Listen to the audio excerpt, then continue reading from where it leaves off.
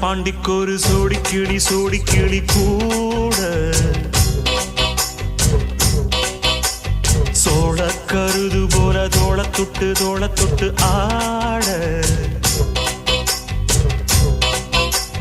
செந்தூர பாண்டிக்கு ஒரு சோடி கிளி கூட சோழ கருது போல தோள தொட்டு ஆட காதல் பாட்டெடுக்கும் வயசு இது.